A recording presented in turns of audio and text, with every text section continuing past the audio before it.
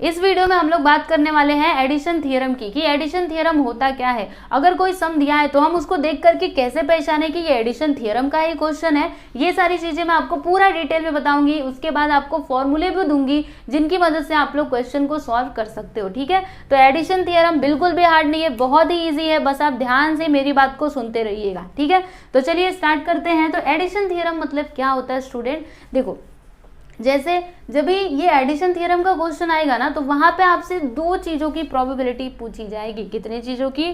दो। जैसे कि मैंने आपसे प्रोबेबिलिटी पूछी, किसकी प्रोबेबिलिटी पूछ रही हूँ मैं आपसे? क्वीन की, क्वीन और एस की। ठीक है, मैंने आपसे किसकी प्रोबेबिलिटी पूछी? क्वीन और एस। तो यहाँ पे आप देख सकते हो मैं आपसे दो चीजों की प्रोबेबिलिटी पूछ रही हूँ ना, क्वीन और एस की पूछ रही हूँ, दो चीजें आ गई यहाँ पे, राइट।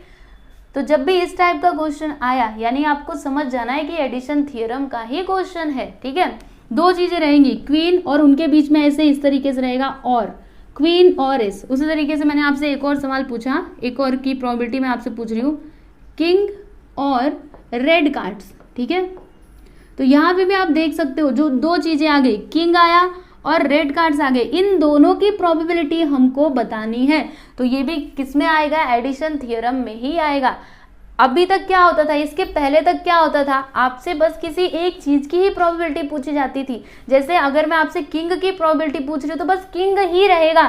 ठीक है, बस किंग, ओनली किंग की प्रोबेबिलिटी आपको बतानी रहती थी। लेकिन एडिशन थ्योरम में ऐसा नहीं होता है, आपसे दो चीजों की प्रोबेबिलिटी पूछी जाएगी, ऐसे किंग और रेड कार्ड्स, क्वीन और एस कार्ड्स। ठीक है, अगर मैंने आपसे पूछा, समझिए कि किसकी प्रोबेबिलिटी पूछ रही हूँ मैं आपसे, यहाँ पे मैं आपसे ना देखो क्लब के कार्ड्स, क्लब और यहाँ पे ब्लैक कार्ड्स की प्रोबेबिलिटी पूछ रही हूँ। ठीक है, क्लब और ब्लैक कार्ड्स। तो यहाँ पे आप देख सकते हो क्लब है, ब्लैक कार्ड्स भी है, राइट। तो दो एक साथ है, दो चीजें एक साथ है, दोनों को कंबाइन करके आपसे प्रोबेबिलिटी पूछी जा रही है। तो ये किस में आता है? एडिशन थ्योरम में आता है। यानी कुल मिला जुला करके आप ये समझिए कि जब भी आपसे दो चीजों की प्रोबेबिलिटी पूछी जाए, कितने? दो। यहाँ पे लिख देती हूँ मैं दो, ये लीजिए 2 मैंने लिख दिया।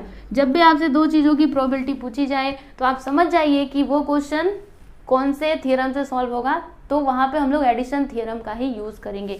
ये बात क्लियर हो गई। एडिशन थ्योरम मतलब 2, याद रखना, एडिशन थ्योरम मतलब 2, यानी दो चीजों की आपसे प्रोबेबिलिटी पूछी जाएगी। क्लियर है? अब देखो इसमें हमें और आगे क्या स्टडी करना है वो भी मैं आपको बता देती हूँ। देखिए यहाँ पर हमको ना म्यूचुअली एक्सक्लूसिव स्टडी करना है। अब ये म्यूचुअली एक्सक्लूसिव क्या होता है बताती हूँ, थोड़ा रुकिए, देख करके डरिएगा नहीं बिल्कुल भी। पहले ही मैंने बोला है बहुत ही आसान है, बस आप ध्यान से मेरी बातों को सुनते जाइएगा। और दूसरा हमें क्या देखना है? Non mutually exclusive. दोनों के लिए अलग अलग फॉर्मूले होते हैं और बहुत ही इजी वाले फॉर्मूले होते हैं। अभी आपको समझ में आ जाएगा, थोड़ा सा इंतजार कर लीजिए।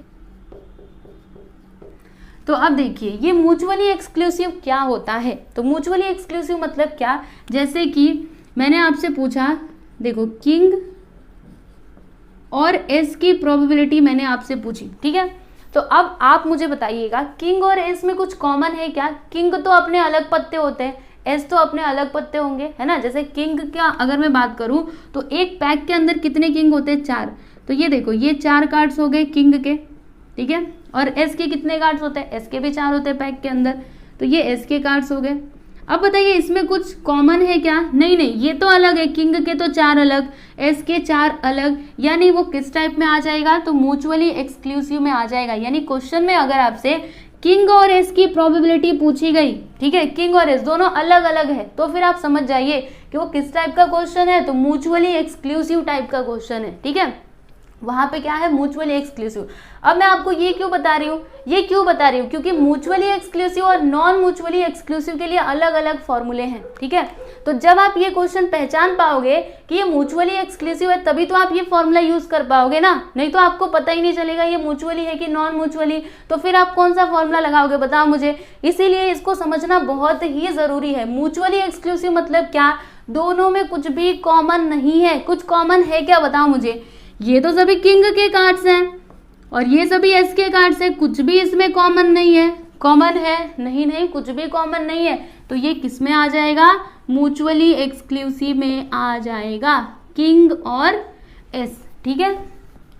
किंग और एस की प्रोबेबिलिटी आपसे पूछ ली गई, तो ये दोनों अलग अलग म्यूचुअली एक्सक्लूसिव। अब ये नॉन म्यूचुअली एक्सक्लूसिव क्या होता है, इसका भी एक एग्जांपल आपको दे देती हूँ। जैसे कि मैंने आपसे ना किंग की प्रोबेबिलिटी पूछी और उसी के साथ साथ मैं आपसे पूछ रही हूँ रेड कार्ड की प्रोबेबिलिटी, कितने और कौन से कार्ड की, रेड कार्ड्स की, ठीक है।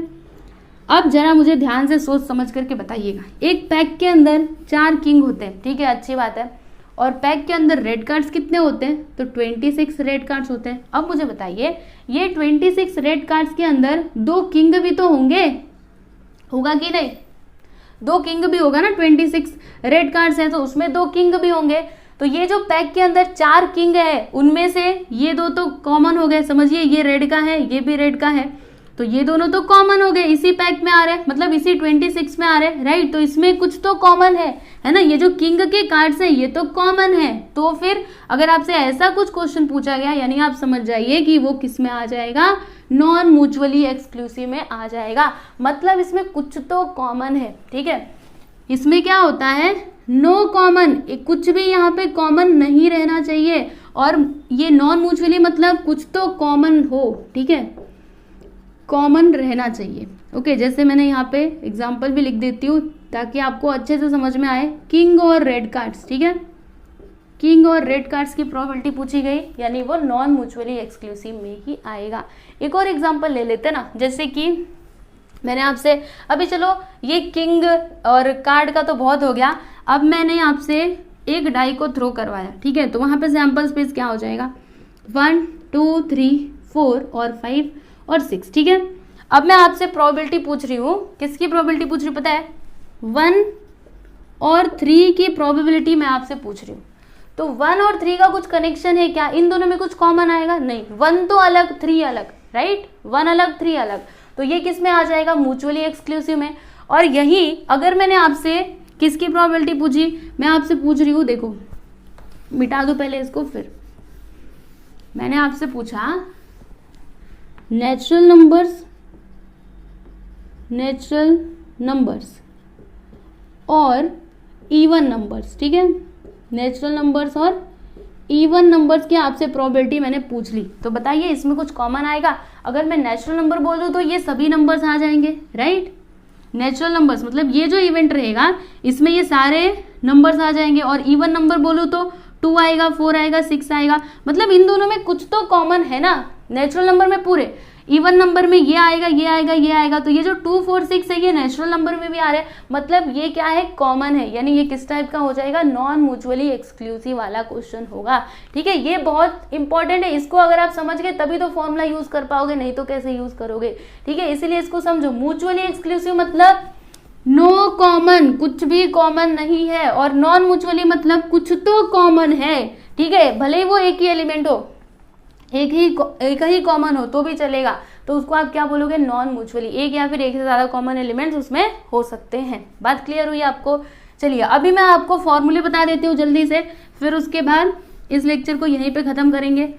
चलिए बता देती हूँ फॉर्मूले। देखो अगर आपका क्वेश्चन म्यूचुअली एक्सक्लूसिव टाइप का है यानी वो 2 इवेंट्स में कुछ भी कॉमन नहीं है, तो फिर आपको ये फॉर्मूला यूज करना है, कौन सा, ये वाला, देखो probability of A union B. अब ये ए और बी क्या है, तो ए और बी आपके इवेंट्स है। जैसे समझिए किंग की जो प्रोबेबिलिटी है ना, मतलब ये जो किंग आने का किंग वाला जो इवेंट है उसको हमने ए कंसिडर कर लिया, एस को हमने बी कंसिडर कर लिया, ऐसे, ठीक है।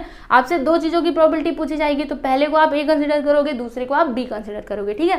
तो क्या लिखोगे, प्रोबेबिलिटी ऑफ, थोड़ा अच्छे से लिख देती हूँ, देखो फॉर्मूला बहुत ही ज्यादा इंपॉर्टेंट है, probability of A union B, ये यू है, ठीक है, ए यूनियन बी क्या हो जाएगा, आपको याद भी करवा दूंगी, रुको जरा, probability of A union B is equal to क्या होगा, रुको बताती हूँ, पहले इसका भी लिख लूँ, probability of A union B, ठीक है, यहाँ पे भी वही आएगा, हाँ वही आएगा, बस थोड़ा सा डिफरेंस रहेगा, probability of A union B, ठीक है। अब इधर देखिए यहाँ पे क्या होगा ना, क्या आएगा, प्रोबेबिलिटी ऑफ, पहले क्या है, ए है, तो यहाँ पे लिखिएगा ए, फिर उसके बाद इधर प्लस का साइन आएगा, किसका, प्लस का, यूनियन रहेगा ना, प्लस का साइन आएगा, ठीक है। उसके बाद फिर प्रोबेबिलिटी ऑफ बी लिखिएगा, प्रोबेबिलिटी ऑफ बी। बस ये हो गया आपका फॉर्मूला। यानी अगर आपका क्वेश्चन म्यूचुअली एक्सक्लूसिव टाइप का है, सबसे पहले तो एडिशन थ्योरम आप समझ पाओगे ना। जब आपसे दो चीजों की प्रोबेबिलिटी पूछी जाए तो एडिशन थ्योरम, उसमें भी म्यूचुअली एक्सक्लूसिव है और नॉन म्यूचुअली है। तो म्यूचुअली मतलब कुछ भी कॉमन नहीं है, नो कॉमन, ठीक है, और नॉन म्यूचुअली मतलब कुछ कॉमन है। तो जब नो कॉमन रहेगा तो फिर आपको ये फॉर्मूला यूज करना है। Which formula? This formula. याद रहेगा, probability of A union B is equal to probability of A plus probability of B. Clear है? अब ये वाला फॉर्मूला देख लेते हैं। तो यहाँ पे जो आपने लिखा है उसी को सीधे सीधे लिख दीजिए। चलिए लिखते हैं। क्या लिखा है? प्रोबेबिलिटी ऑफ ए पहले लिखा है, फिर उसके बाद प्रोबेबिलिटी ऑफ बी लिखा है। तो क्या ये हो गया? दोनों फॉर्मूले सेम रहेंगे? नहीं नहीं, सेम नहीं रहेंगे। देखो इतना तो सेम आएगा, सब कुछ सेम आएगा, बस लास्ट में आपको इधर माइनस का साइन लगाना है और यहाँ पे लिखना है, क्या लिखना है? Probability of A intersection B.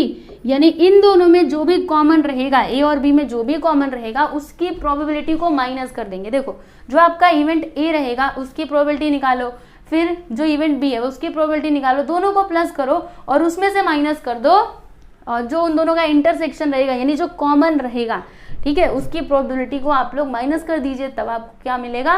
Probability of A union B. बात समझ में आई आपको? तो ये दोनों फॉर्मूले बहुत ही ज्यादा इंपॉर्टेंट है, आप लोग अच्छे से इसको याद कर लीजिए, समझने की कोशिश करिए, और मुझे उम्मीद है कि आप लोग को समझ में आया ही होगा बच्चों, है ना। काफी इजी है। बताइए कुछ डिफिकल्ट है क्या? अभी आपको याद करवाती हूँ, रुकिए जरा, लास्ट में जाते जाते आपको याद करवा के भेजूंगी। देखो एडिशन थ्योरम मतलब क्या? जब आपसे दो चीजों की प्रोबेबिलिटी पूछी जाए तो वो कैसा सम है, एडिशन थ्योरम का है। अब एडिशन थ्योरम तो आपने जान लिया, राइट, किंग और क्वीन, तो ये एडिशन थ्योरम है। अब उसमें भी म्यूचुअली होता है, नॉन म्यूचुअली होता है, तो ये कैसे पहचानोगे? तो नॉन म्यूचुअली मतलब क्या? नॉन म्यूचुअली यानी क्या? उसमें कुछ तो कॉमन होगा। और म्यूचुअली एक्सक्लूसिव मतलब क्या होता है? म्यूचुअली एक्सक्लूसिव मतलब दोनों में कुछ भी कॉमन नहीं, नो कॉमन। म्यूचुअली एक्सक्लूसिव यानी नो कॉमन, और नॉन म्यूचुअली एक्सक्लूसिव यानी कुछ तो कॉमन रहेगा, ठीक है। अगर म्यूचुअली एक्सक्लूसिव है then you have to use this formula, है ना, आपको ये फॉर्मूला यूज करना पड़ेगा। और अगर नॉन म्यूचुअली है तो ये वाला फॉर्मूला यूज करना पड़ेगा, ठीक है। आई होप कि आप लोगों को समझ में आया होगा, ठीक है। और जब आप सम्स सॉल्व करोगे ना इससे रिलेटेड, तब आपको और भी अच्छे तरीके से समझ में आएगा, ठीक है। तो आज के लिए बस इतना ही। मुझे उम्मीद है कि आपको ये वीडियो जरूर अच्छा लगा होगा। तो अगर आपको ये वीडियो सचमुच में अच्छा लगा और आपको ये एडिशन थ्योरम का कंसेप्ट समझ में आया है तो इस वीडियो को लाइक किए बिना नहीं जाइएगा, ठीक है, और अपने दोस्तों के साथ भी शेयर करिएगा। चलिए मिलते हैं अभी हम लोग अगले वीडियो में। धन्यवाद।